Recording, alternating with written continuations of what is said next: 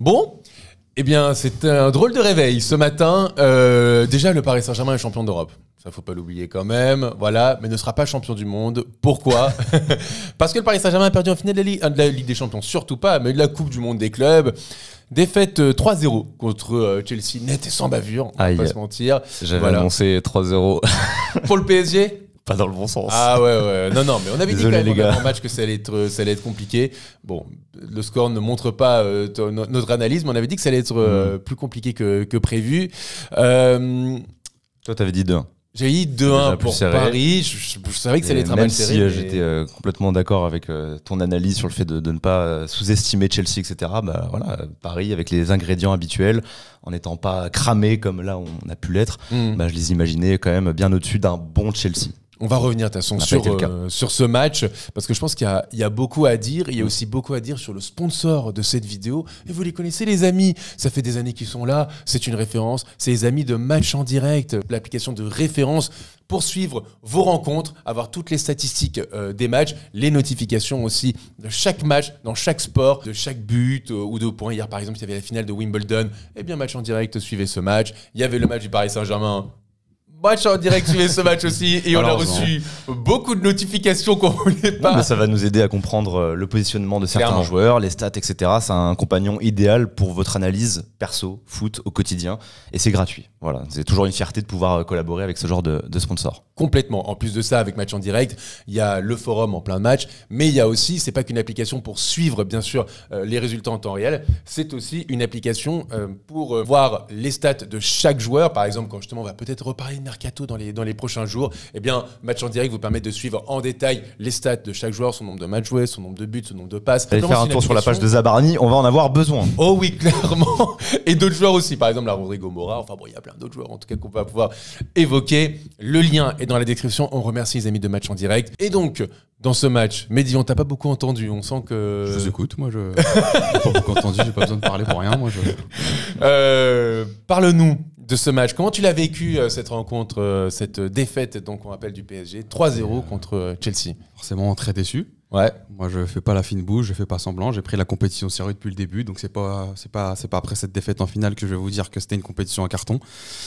Donc voilà, ça me tenait à cœur d'être champion du monde. Malheureusement, on ne l'est pas. Maintenant, il y a plein de choses, d'explications autour de cette défaite.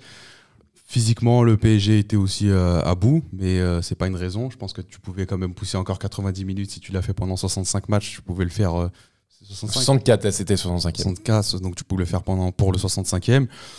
Malheureusement, c'est pas passé. Moi, je pense que Chelsea a été très bien préparé, peut-être mieux que le PSG sur le plan tactique. Enzo Maresca a parfaitement joué son coup et que les joueurs de Chelsea aussi. Donc, je vois vraiment un Chelsea qui a marché sur le PSG. Et ils ont réussi leur coup. Malheureusement, tu passes parfois à côté d'un match. Là, c'est le soir d'une finale, l'après-midi d'une finale, parce qu'ils étaient à New York. C'est malheureux, mais c'est comme ça. Après, on va pas non plus... parce qu'il y a des débats qui ont commencé à naître. Est-ce que ça gâche tout? Est-ce que ça gâche pas tout? Je trouve complètement fou déjà de pouvoir ne serait-ce que se poser la question. Beaucoup d'ingratitude sur les réseaux. Incroyable. Ce que tu disais, Joe. Moi, je me suis pas trop aventuré, je t'avoue, sur Twitter après le match. Tu suis un peu, mais je m'attendais pas à voir ce que des gens remettent en question la saison. Il y en a pas eu énormément, mais il y en a eu assez en tout cas pour faire débat et je trouve ça fou. Donc je suis très déçu de la défaite et de ne pas avoir gagné cette compétition, mais encore plus avec de cette manière-là. Mais voilà, faut pas oublier quand même la saison qu'on vient de faire. Bien évidemment, on est historique, champion d'Europe, on est historique. On est encore en course pour le septuplé parce que j'ai vu il y a plein de gens, sextuplé pardon, qui ont oublié ça parce que la Coupe du Monde des clubs c'est une compétition. En plus, il y a toujours la Coupe intercontinentale au mois de décembre, la Super Coupe d'Europe au mois d'août. Donc, gagner 6 titres sur une saison. Bah, ça reste historique puisqu'il n'y a que le Barça de Guardiola et le Bayern de Flick qui l'a fait. Donc, tranquille. Voilà. Mais c'est très frustrant et on peut analyser. Et je peux tomber sur le PSG sur ce match-là tranquillement. Théodore, toi aussi, je te sens groggy après cette défaite. Bah ouais, petit coup derrière la tête parce qu'on n'était plus habitué à ça, tout simplement.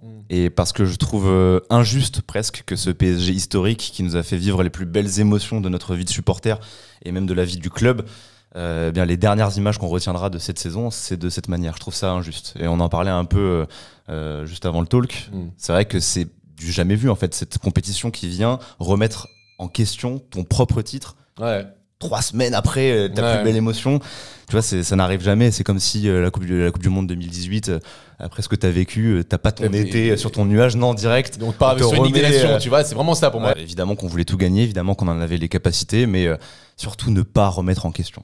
Voilà, ce qui s'est passé cette année, vous avez le tableau de chasse qui est toujours là, qui est toujours sur nos t-shirts, il y en a dans la description aussi. Oui. Mais voilà, non, juste c'est frustrant et effectivement on peut l'expliquer de bien des manières. Et sur le côté cramé, on va nous répondre que Chelsea l'était aussi parce que le même nombre de matchs, voire plus, il me semble.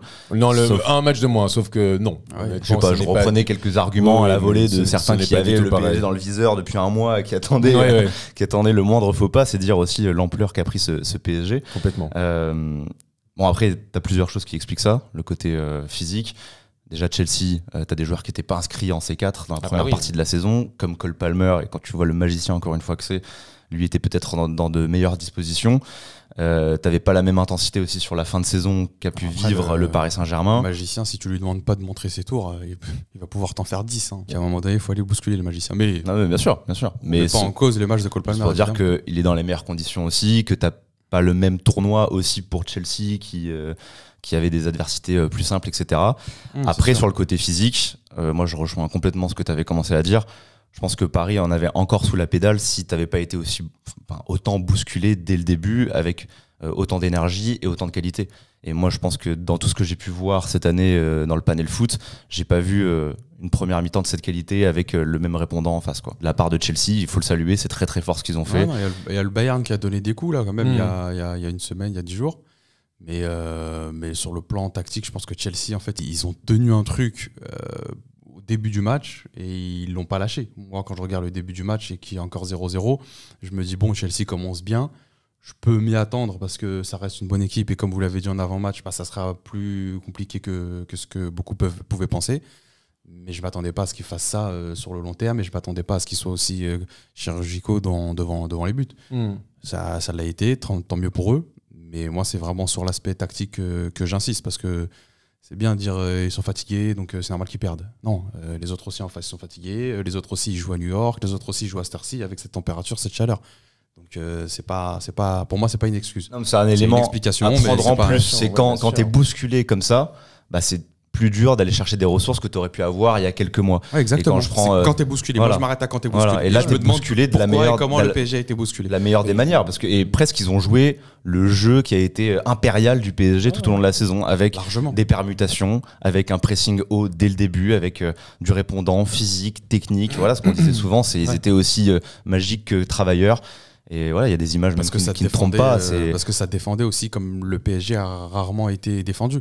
Quand tu regardes le jeu sans ballon de Chelsea, parce qu'avec ballon, ils ont du talent devant, ils ont un Cole Palmer qui est un magicien, comme tu l'as dit, Joao Pedro qui arrive lui aussi devant les buts, il sait ce qu'il a à faire, c'est pas Nicolas Jackson ou même Liam Delap, donc c'est très bien. Mais moi, c'est sur l'aspect sans ballon où j'ai été super étonné, parce que aujourd'hui, quand tu coupes une connexion Vitinha-Neves, et j'avais dit qu'Aicedo peut faire beaucoup de mal à cette connexion-là, ça a été le cas. Et à côté, à Enzo Fernandez aussi. Il était presque un marquage individuel sur Vitinha, il le suivait partout, peu importe où il allait. Donc à partir du moment où Vitinha est gêné, à la relance, c'est compliqué. Et tu l'as vu, le PSG en première période, je crois qu'ils sont sortis peut-être 1-2 ballons. On n'a pas beaucoup vu Vitinha en fait, et c'est ça, on n'a pas beaucoup vu Vitinha, on n'a pas beaucoup les circuits de passe que tu connais. À droite, Hakimi, tu l'as vu débouler un peu, mais c'était pas Mendes, où il a dû vraiment faire des exploits individuels pour essayer de s'en sortir, mais c'était forcé. Donc bien sûr. Voilà. Après, il y a des choses qui s'expliquent pour moi dans ce match, c'est que déjà, en fait, j'en parlais avec Hugo, que vous connaissez très bien, de l'équipe Canal Supporter hier soir. C'est que ce qui est vrai, c'est que cette équipe de Chelsea, c'était un peu vraiment l'équipe poil à gratter qui pouvait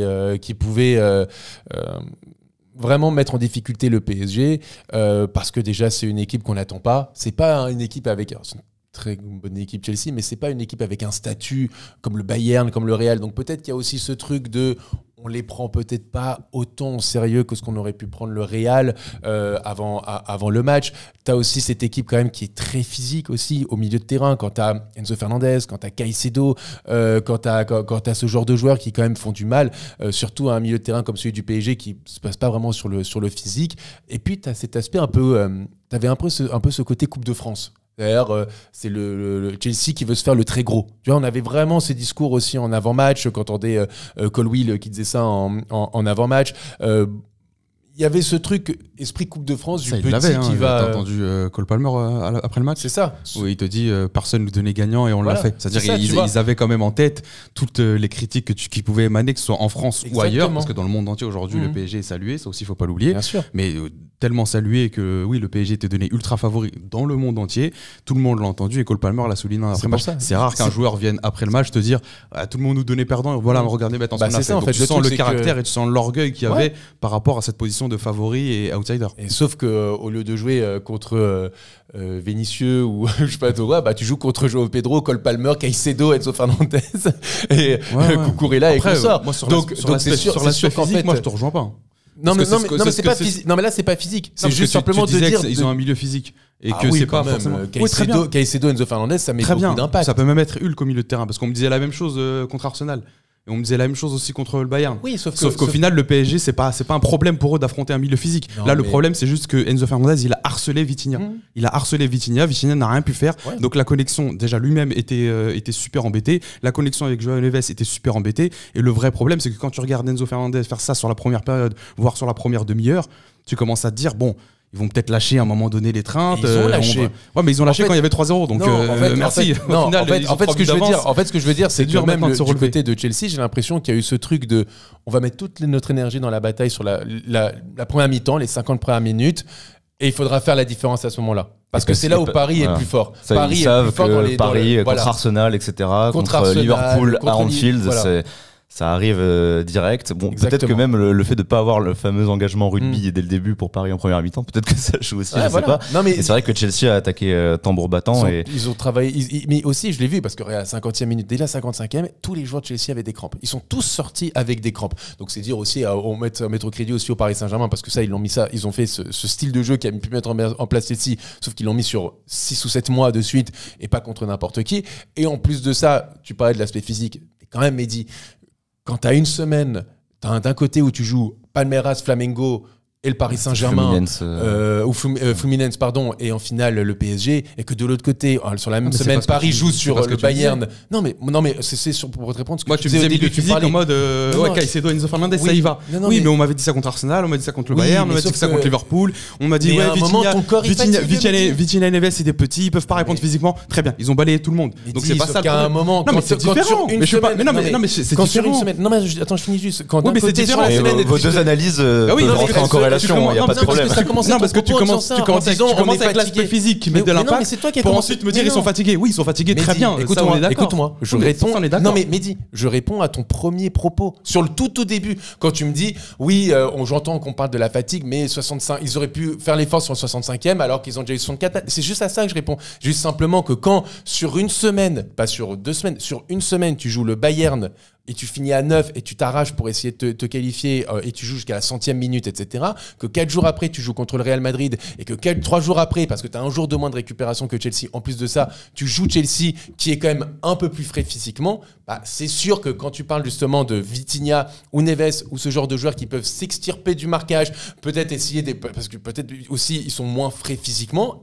Et ça arrive au-delà de l'aspect tactique, parce que ça, il ne faut pas l'enlever, parce que tactiquement, ce que fait Chelsea, c'est les 50 premières minutes sont sensationnelles tactiquement de la part de Chelsea. Ils ont tout réussi avec un Cole Palmer qui a brimé, un João Pedro qui a fait du mal, et le milieu de terrain, on en parlait. Aussi, on peut quand même pas enlever cet aspect physique où tu sors d'une énorme saison, où tu t'es déchiré, et qu'en plus de ça, sur la semaine, tu joues 3 matchs de très très haute intensité. En sachant que Chelsea, pour eux, c'est le match de la saison. C'était le match sur lequel il fallait concentrer toute l'énergie, tous les schémas tactiques, etc. Alors que Paris, des matchs de la saison, il y en a eu, je ne sais combien. Et les matchs de la saison aussi pour le PSG. Non, mais non. À partir du moment où tu arrives en finale. Mais tu as eu la Ligue des Champions avant, et tu as eu des matchs aller-retour. Donc. Personne au mois de mai ne savait qu'il allait être en finale de Coupe du Monde des clubs. À partir du moment où tu y es, c'est le match de la saison. Donc tu viens et tu le gagnes. Bon, je pense que là, on cherche la petite bête un peu partout. Non, mais tu me dis c'est le match de la saison, comme si Chelsea était. En fait, vous êtes en train de me dire Chelsea est en train de plus s'arracher en finale de Coupe du Monde des clubs que le PSG. Parce que pour eux, c'est le match de la saison et pas pour nous. Non, parce que nous, on a déjà gagné avec les champions. Donc là, on est venu à New York. Physiquement, ils sont plus prêts. Ça, on est d'accord. Je l'ai dit dès le début. Eux étaient dans de meilleures conditions. Voilà, mais en parallèle, ça n'empêche pas, comme tu le dis aussi, les deux analyses peuvent rentrer en corrélation. Que Paris, même avec ces éléments-là, aurait pu faire mieux. Et je pense que d'ailleurs, ce match me fait penser à Aston Villa, le match retour où t'es chez eux, où t'es bousculé. Et là où on avait su faire le dos rond, Et on l'a fait d'ailleurs contre Arsenal, match retour pendant les 10 premières minutes. Paris ne l'a pas fait là. Exactement. Pour moi, la clé, elle est là. Quand t'es bousculé physiquement, il faut pas s'entêter avec un Vitinha qui d'ailleurs avait été complètement balayé à Aston Villa. Ouais. Il faut pas s'entêter à balancer des ballons, à essayer de résister aux 3 joueurs qui viennent vers toi ou quoi. Non, il faut jouer simple au bout d'un moment. Il faut essuyer la tempête et ensuite piquer là où il faut faire mal. Et ça aurait pu être encore une fois le cas. Et peut-être qu'on n'aurait jamais parlé de ce différentiel physique si Doué avait frappé au lieu de faire la passe en retrait. Si Dembélé, comme contre Manchester City, avait été ce joueur, ou contre le Bayern Munich, avait été ce joueur qui reprend la passe en retrait et fait mal par Robert Sanchez. Ça n'a pas été le cas. Là, Chelsea a su profiter de son moment fort, comme aucune équipe n'a su le faire tout au long de la saison contre Paris. Et derrière, Paris n'est pas revenu. Complètement. D'accord. Non, c'est complètement ça. Et pour expliquer aussi un peu tactiquement, c'est là où je rejoins Théo, c'est que j'ai l'impression que vraiment, d'un côté, Chelsea, effectivement, qui a, comme je l'ai dit, je pense qu'il a tout donné sur les 50 premières minutes et qui, comme je l'ai dit, sont sortis avec des crampes. Et de l'autre côté, j'ai même trouvé Paris mieux physiquement sur la deuxième mi-temps. C'est-à-dire que j'ai l'impression qu'il y a vraiment eu un espèce de trou d'air, ou l'impression d'un match où ils ne sont pas du tout rentrés dedans. Alors, est-ce que ça s'explique par le physique? Est-ce que ça s'explique par le mental? Je pense qu'il y a un peu tout qui explique cette première mi-temps complètement ratée du PSG. Mais c'est ce truc un peu frustrant de se dire, tu aurais peut-être pu faire quelque chose si tu avais, comme tu le dis Théo, réussi à faire le dos rond et éviter de laisser autant d'espace, parce qu'on va parler ensuite des cas individuels. Mais quand tu vois un Nuno Mendes beaucoup trop haut, qui s'est entêté, tout est passé de son côté, un Beraldo qui a été... pourtant on l'a salué après le Real, hein, mais ça n'a pas été simple du tout pour lui, etc. Et je pense un Vitinha qu'on a beaucoup plus vu en deuxième mi-temps plutôt qu'en première. Et en fait, quand tu fais la somme de tout ça, tu te rends compte que c'était compliqué, quoi, que c'était compliqué pour le PSG de remporter cette rencontre. Avec ce visage, c'était...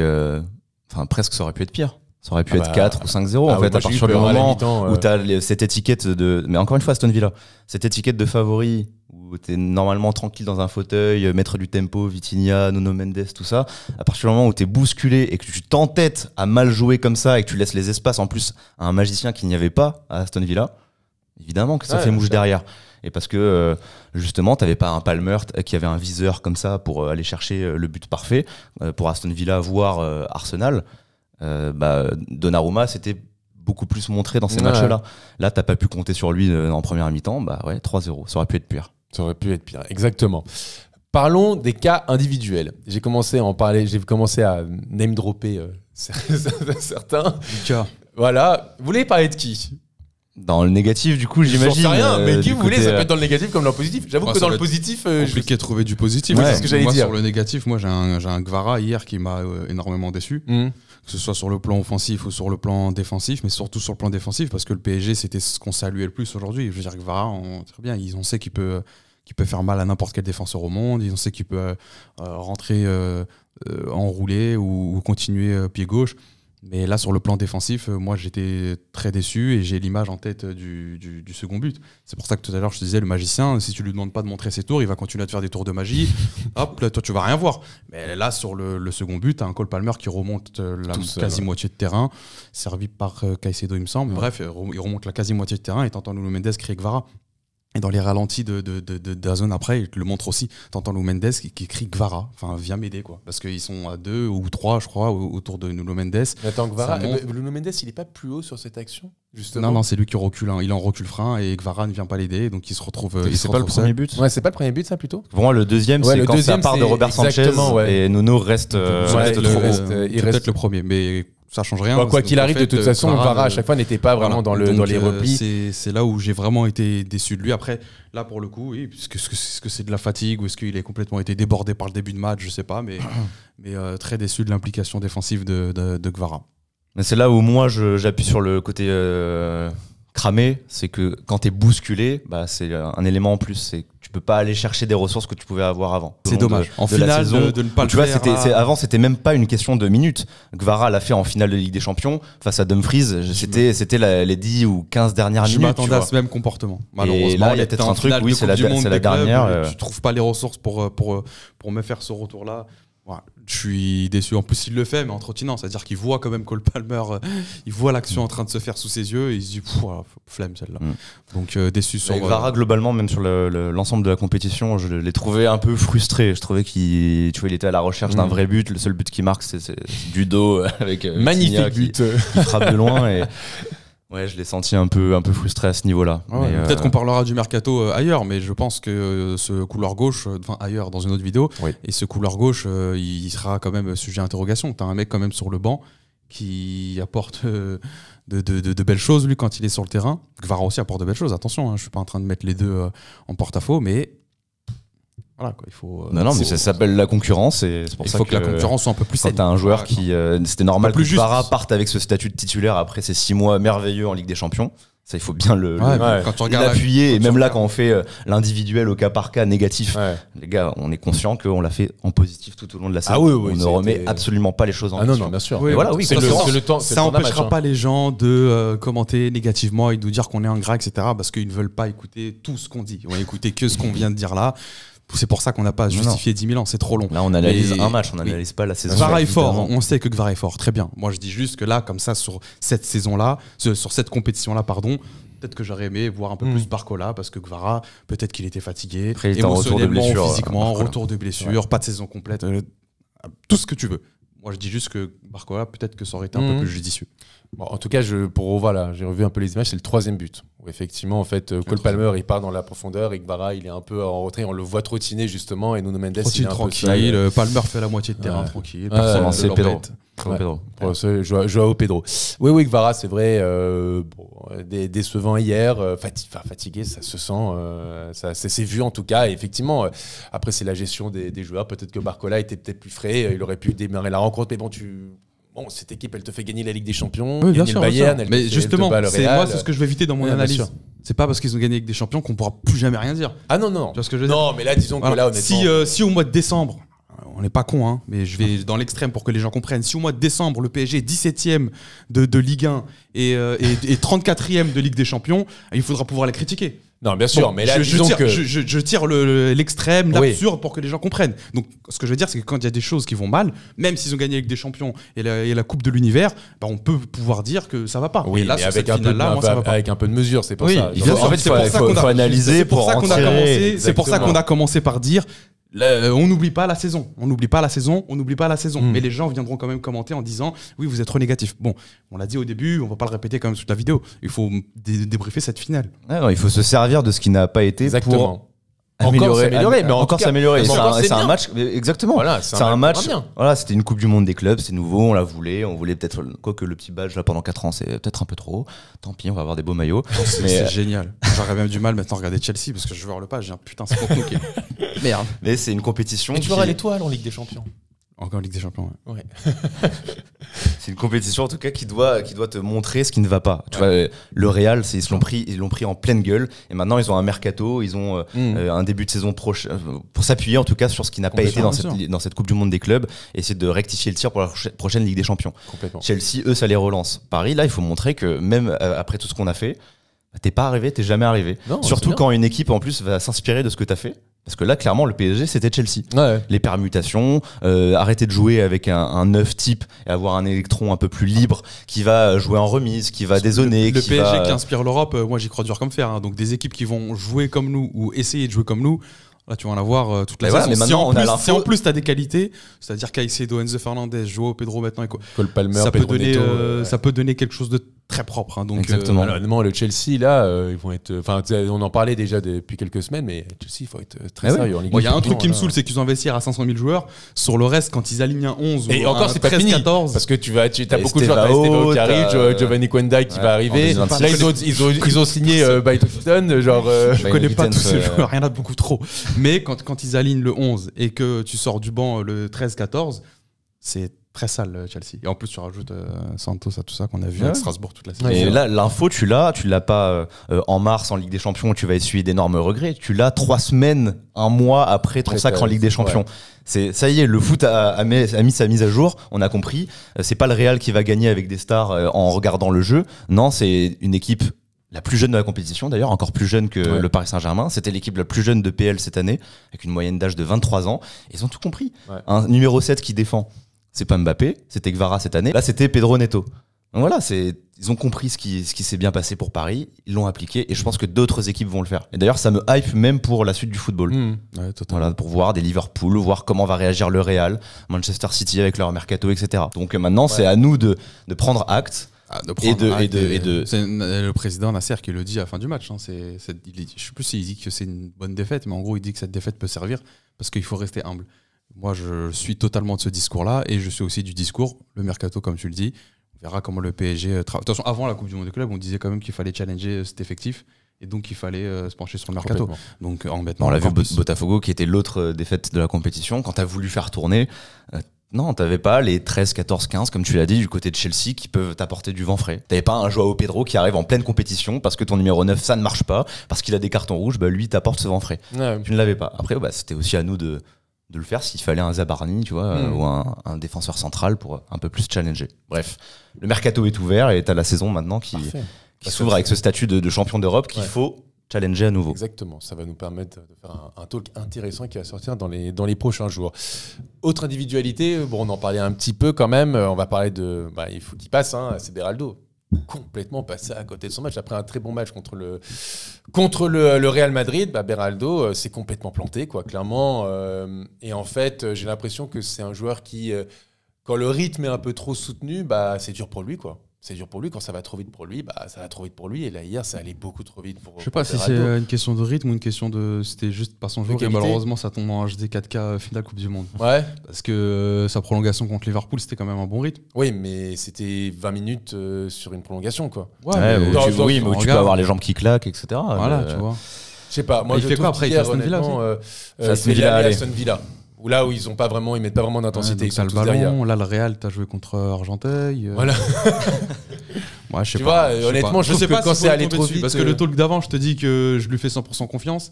Et aujourd'hui, je peux pas dire qu'il perd 100% de ma confiance. Mais ouais, il passe à côté de son match. C'est un mélange. Je pense que tu peux pas dire après le Real que c'est un excellent défenseur. Là, tu peux pas dire que c'est un tocard non plus. Il est pas aidé par le mélange, c'est lui. Parce que Joao Pedro l'a mélangé, mais d'une manière. Mais d'une manière. Même de Lap. Tu peux aussi dire quand il y a une très bonne adversité, quand Palmer fait sa feinte de passe. Incroyable. Je pense que bien des défenseurs seraient tombés dans le piège et que derrière, il n'est pas aidé comme a pu l'être Pacho, voire Nuno a été aidé par Kvara. Là, il est pas aidé par Nuno, qui a complètement déserté sur le deuxième but, par exemple. Donc, après, il était passé aussi. Il y a certaines circonstances. Botafogo, il n'avait pas été bon non plus. C'était 3h du match. Non, mais pour moi, c'est un ensemble. Je pense que toute l'équipe est passée au travers. À part peut-être Donnarumma, qui t'empêche d'ailleurs de perdre 4 ou 5-0, qui réussit un face-à-face devant De Lap dans la surface, où Beraldo d'ailleurs fait un tacle à la FIFA, retardement. Voilà. Mais qui remet tout en question. Et Donnarumma sort une frappe de loin extraordinaire. Le reste de l'équipe n'a pas été au rendez-vous. Et non, il faut résumer, ça sera Dembélé parce que leader. Lui, il n'a pas su se rendre disponible, il n'a pas été tueur. En vrai, de vrai. Et sinon, s'il faut retenir une individualité, ça sera Vitinha parce que maître du tempo et que quand lui sort de son match, comme ça a pu être le cas à Aston Villa, où j'ai les images où il défend derrière le porteur du ballon quand il s'introduit dans la surface. Je crois que c'était Rashford, il me semble. L'équipe perd pied avec lui. Voilà, donc ce sera mon symbole. Mais du coup, quand ça va bien, il faut aussi le dire qu'il a une influence énorme sur le jeu. Clairement. Et derrière, tu peux encore aller plus loin. Luis Enrique qui peut-être aurait dû calmer son équipe avec le premier cooling break. Calmer son équipe ou trouver une solution, t'as vu. J'ai pas vu de changement. À 57e, Barcola est rentré, quoi. Non, de changement tactique. De changement d'idée, changement de rôle, je sais pas, un dépassement de fonction, un truc. Alors après, c'est pas un magicien non plus, Luis Enrique. Et je tiens à le préciser parce que sinon les gens vont encore par un commentaire. Je remets rien en question par rapport à Luis Enrique, mais sur le temps d'un match, parfois un coach peut avoir un impact. C'est pas grave, ça arrive. Mais maintenant, si on peut faire une ouverture, moi je vais prendre la parole en premier. Honnêtement, moi, je l'avais dit depuis le début, c'est Coupe du Monde des clubs, je m'en fous comme de la lune. Là, effectivement, tu t'es pris au jeu parce que tu vas jusqu'au bout, jusqu'en finale, donc c'est cool. Et tu te dis, pourquoi pas, ça peut être sympa de faire un septuplé, etc. Tu perds. Et Bah, c'est la loi du sport, qu'est-ce que je te dis, tu perds contre une équipe qui était plus forte ce jour-là, qui était plus fraîche, qui avait besoin qui avait besoin aussi de se prouver quand même. Et c'est une bonne équipe de Chelsea qui finit 4e de Première Ligue. On a l'impression que quand j'entendais les analyses d'avant-match sur le plateau de DAZN, sans faire du name drop, mais t'as l'impression qu'on jouait contre Quevilly, que ça allait être facile. Non, ça allait pas être facile. On l'avait dit dans le talk d'avant-match. C'est une grosse équipe quand même qui sort d'une grosse saison, qui a des super individualités. Bah, on l'a vu sur ce match-là contre un PSG, je le répète, qui, malgré ce qu'on peut dire, malgré ce qui s'est dit sur les réseaux sociaux par certains, etc., a été cramé physiquement et n'a pas eu la lucidité sur cette première demi-heure, 45 premières minutes, de pouvoir, comme tu as dit Théodore, faire le dos rond, essayer de bien défendre, essayer de tenir son but et tout ça. Bah voilà, derrière, tu tombes contre une équipe en plus qui est surmotivée et qui réussit tout sur une mi-temps et qui a 100% de réussite. Bah voilà, ça arrive, qu'est-ce que je te dise. Mais de là, moi, quand je lis, je te dis encore une fois, moi, j'avoue que c'est ça qui m'a le plus choqué. Plus que le match. Enfin, c'est bête à dire, ça a plus choqué sur le match. C'est le fait que d'un coup, les gens commencent à dire, j'ai lu sur les réseaux sociaux, même des supporters parisiens, et honnêtement, moi, j'étais choqué de c'est une honte, foutage de gueule, machin. Je fais, mais attendez, les mecs. Moi, j'ai lancé le hashtag Luis Enrique out. Ah, mais là, les mecs. Suivez-moi si vous voulez. Mais... Vous êtes sérieux, genre, Paris sort une saison légendaire, historique, quadruplé, Ligue des Champions, 5-0 en finale, tu sors Arsenal, tu sors Liverpool, même pendant cette Coupe du Monde des clubs, où ils se défoncent en battant à 9-11 le Bayern, 4-0 le Real, 4-0 Atlético. Ça va, quoi, enfin. Là, honnêtement, c'était, je trouve, dans la caricature. Je fais, attendez, là, c'est l'ingratitude la plus extrême, en fait. C'est l'ingratitude la plus extrême. Et honnêtement, j'ai envie de dire que, moi, je suis désolé, j'échange tous les jours le 5-0 en finale de la Ligue des Champions et le 3-0 dans cette pauvre finale de Coupe du Monde des clubs dans le pays du soccer, plutôt que l'inverse. Honnêtement, je suis désolé, genre moi je regarde tous les jours ce truc-là. Enfin, t'as gagné la Ligue des Champions, ça y est, c'est pas grave. Effectivement, tu perds un match, ça te permet d'apprendre justement de nouvelles choses sur, il faut recruter parce que ton effectif il est pas assez profond, parce que si tes joueurs sont cramés, c'est que peut-être parce que justement t'as pas réussi à faire du turnover quand il fallait en faire, parce que justement peut-être tes remplaçants ne sont pas assez bons. Ça, c'est quelques leçons que tu peux retenir, de se dire peut-être qu'effectivement dans des situations où t'es vraiment en difficulté, il faut faire plus au dos rond au lieu d'essayer de continuer de jouer même si t'es fatigué. Voilà, t'apprends des choses, c'est bien, mais de tout remettre en cause. Ah ouais, non. Je fais, les gens, vous êtes malades, quoi. Non, en plus, les gens qui attendaient les supporters d'autres équipes, j'ai envie de dire, les refs.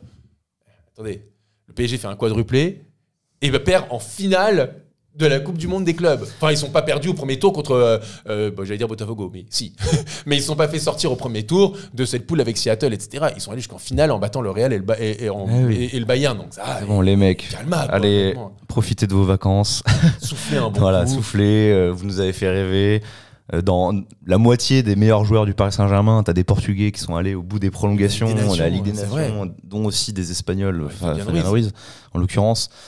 Donc non, cette compétition, ça devait être la cerise sur le gâteau. Exactement. Le gâteau, tu l'as. Et ce gâteau, t'avais la dalle depuis des années, on l'a eu, merci. Voilà, c'est ça aussi qu'il faut retenir. Et maintenant, c'est le lot, tu sais, des grands clubs. C'est maintenant, on a changé de cap. On fait partie de ces grandes équipes. On s'est demandé pendant 3 semaines, là, est-ce qu'on n'allait pas lancer, je sais pas, une dynastie, une suprématie de ce PSG. Et ça commence aussi par là, par apprendre dans l'échec et comment s'en relever. Parce que les plus grands clubs se heurtent à ce genre de confrontation, à ce genre de désillusion. Et quand tu montres que tu es un grand club, c'est quand tu apprends de tes leçons, plutôt que de tout remettre en question et de rester sur le négatif. Voilà. Complètement. Il va falloir s'en relever et il y a une nouvelle saison qui arrive très vite. Mehdi. Je ne donnerais pas autant d'importance, moi, au discours d'ingratitude. Parce qu'il faut complètement être fou pour ça. Ouais, je ne le suis pas, donc je ne peux pas parler avec ces gens-là. Et sur les vannes, c'est le jeu. J'ai rien trouvé de marrant en plus. Franchement, très premier degré. C'était pas ouf. Ouais, voilà. C'était pas ouf. En plus, je vois pas tu veux rigoler de quoi. J'ai l'impression que les gens étaient frustrés plus qu'autre chose en fait. Tu vois. Non, en fait, ils ont essayé de trouver un truc. Tu vois, donc ils se sont dit on peut enfin se foutre de leur gueule. Sauf que non, en fait, c'est pas marrant, et 2, c'est même je sais pas quoi te dire, c'est pas marrant. Mais c'est te dire la place qu'a occupé le PSG dans l'esprit des observateurs cette année. On connaît sur les réseaux, etc. On n'est pas dans l'analyse sérieuse, mais même dans le second degré, tu peux pas te foutre de la gueule du PSG en 2025. Sérieux, quoi. C'est pas sérieux, quoi. Vraiment, tu sais, quand ça vient de tes propres supporters, ça va encore une fois dans ce truc de. Oui, mais j'espère qu'ils voulaient faire des likes et que c'est pas sérieux. J'espère, mais aussi. Si en tout cas dans le lot il y a du premier degré. Si en 2025 t'arrives à être ingrat avec le PSG, ça rentre dans ce truc de maintenant on est des champions d'Europe. Maintenant, il faut aussi apprendre à changer dans l'analyse aussi. Il faut avoir peut-être plus de mesure sur ton équipe. Voilà, parce que tu fais partie des grands. Ne va pas abattre ton équipe parce qu'ils ont perdu une compétition d'intersaison. Je sais pas quoi. Si je devais tirer une conclusion de ça, c'est la seule outre ingratitude et tout ça, on met ça de côté, on parle sérieusement. J'espère que c'est qu'un coup d'arrêt, que c'est le temps de 90 minutes, que Chelsea a vraiment bien préparé son match et félicitations à eux parce que moi je tiens à le dire. Moi, contrairement à toi, je prenais vraiment cette compétition à cœur. Ça me tenait à cœur d'être champion du monde, bordel.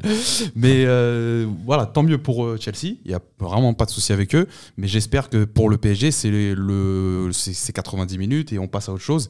Et on redevient ce qu'on a été en 2020, ce qu'on est en 2025. Et qu'on va continuer à aller tout chercher, à tout casser et à tout gagner. La Ligue des Champions, on verra. On a d'abord le mercato, le début de saison, etc. La Ligue des Champions, on verra plus tard. On verra même au mois de janvier. C'est à ce moment-là que la compétition commence. Mais voilà, j'espère que c'est 90 minutes. Moi, c'est ça la conclusion que je tire de cette triste défaite. Complètement. Tout pareil. Pareil. Et puis moi, je vous dis encore une fois, moi, on n'oublie pas autour de la table. Cette saison est extraordinaire. On l'a pas oublié. On l'a mis même souvent sur nos t-shirts. Et vous êtes beaucoup à l'avoir. C'est pas parce qu'on débriefe une défaite que tout le bonheur qu'on a vécu. S'il vous plaît. Là, sur les derniers mois. Soyez sérieux. Voilà. C'est une saison juste historique. Et en plus, je vois plein de gens. Le PSG ne pourra pas faire des sextuplés. Si. Cette compétition-là est une nouvelle compétition. Voilà. Le badge que vous mettiez avant, là, parce que j'ai vu des supporters du Real se dire vous n'aurez jamais ce badge-là. Si, on va l'avoir au mois de décembre. Calme-toi. C'est une nouvelle compétition, ce qu'on a perdu hier. Donc il y a toujours 7 compétitions au total en jeu. Donc le PSG peut en prendre 6 au mois de décembre prochain. On commence le 13 août contre Tottenham. Et voilà. Exactement. Il ne faut pas tout effacer, etc. Parce que là, on a été un peu négatif. Peut-être moi, peut-être un peu plus. Je vois les gens dans les commentaires venir. On n'efface rien. On est pro Luis Enrique, pro le projet, tout ce que vous y avez. Zéro problème. Mais le temps d'un match. Voilà, le temps d'un match, ça a mal tourné, c'est ce que je te dis. Exactement.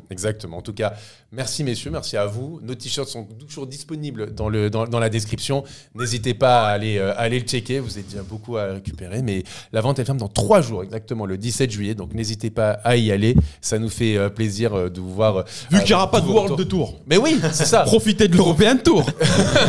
Et puis on préfère l'European Tour que le World Tour. C'est 3 jours, donc... Profitez-en. Ils sont beaux, ils sont historiques et du coup il y aura. Et on l'oubliera jamais. Et c'est le lot, encore une fois, des grands clubs, grands parcours, exactement. Grands supporters si vous l'êtes. Il faut porter ça, même le lendemain de la défaite. Regardez, fièrement, c'est le triomphe après avec des champions, l'European Tour. Voilà, nous on est fiers de cette saison, on est fiers de cette équipe et de ce qui a pu proposer. Et enfin, j'ai envie de dire, enfin des vacances pour eux. Je suis content pour eux, 3 semaines en vacances. Honnêtement, je suis vraiment content pour eux, premier degré, qui partent en vacances. Soufflez. Amusez-vous, sortez, pas trop. De la mini-mal, on te voit. Faites pas la fête avec des personnes de petite taille. Par exemple, voilà ou des fêtes où on n'a pas le droit au téléphone, etc. Bon, voilà. Sombre histoire. Exactement. Mais je m'exprime pas, sinon ce sera coupé au montage. Donc, gardez ça en tête. Profitez, reposez-vous bien. Merci pour tout, merci pour cette saison. Et puis, Paris reviendra plus fort, on le sait. Et avec, on l'espère, de nouveaux joueurs et cette belle équipe qui nous a mené à des émotions folles. Merci à vous, merci à Match en direct. On se retrouve très vite pour un prochain talk. Je vous dis ciao tout le monde.